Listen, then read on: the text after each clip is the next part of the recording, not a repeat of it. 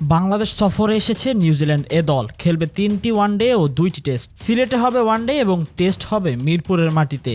তবে কারা রয়েছেন এই দলে, তারা কি এ দলের হয়েই ফিরে আসবে কিনা, চলুন জেনে আসি আজকের প্রতিবেদনে। বাংলাদেশ এ দলের হয়ে হয়তো অধিনায়কের দায়িত্বটা যাবে নুরুল হাসান সোহানের দিকেই। তবে এ সিরিজে নিজের বুদ্ধিমত্তার প্রমাণ দিলে মিলতে পারে বাংলাদেশ জাতীয় দলের টি-20 সংস্করণের দায়িত্বটাও। তাসকিন লিটন আলোচনায় থাকলেও সোহান এর আগেও নিজের ক্যাপ্টেন্সি দেখিয়ে বুঝিয়েছেন যে তিনিও দায়িত্ব নিতে কতটা প্রস্তুত। তবে আপাতত এ দলের হয়ে সোহানই ভরসা।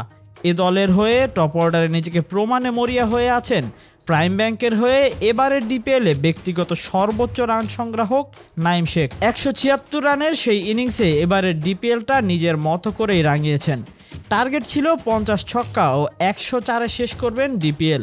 তবে এর আগেই লিগ পর্ব থেকে ছিটকে গিয়েছে প্রাইম ব্যাংক।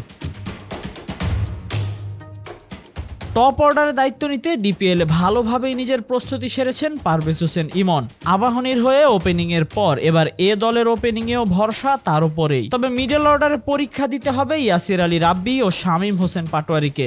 যদিও এবারের ডিপিএলে প্রাইম ব্যাংকের ফিনিশিং রোলটা বেশ ভালোভাবেই সামলাচ্ছেন এ বাঁহাতি ব্যাটার। জাতীয় দলের হয়েও ফিনিশিংয়ে ভরসা শামীমেই, যদিও জাতীয় দলের চুক্তি থেকে বাদ পড়েছেন তিনি। ইনজুরি থেকে উঠে আসা ইবাদত হোসেন চৌধুরী ডিপিএলে মোহামেডানের হয়ে সময়টা বেশ ভালোভাবেই পার করেছেন। রূপগঞ্জের আরেক পেসার শরীফুলও এ দলে পারফরমেন্স করে ফিরতে চান মূল দলের স্কোয়াডে। পাকিস্তান সফরের আগে তাই নিউজিল্যান্ডের বিপক্ষে নিজেদের প্রমাণের বিকল্প কিছুই নেই। সামনেই পাকিস্তান সফর। এ মাসেই 5 ম্যাচের টি-20 খেলতে পাকিস্তান ওরাল দেবে বাংলাদেশ দল।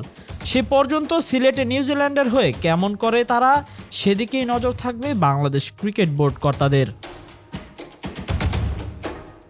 Tahsin Ahmed, BD archive.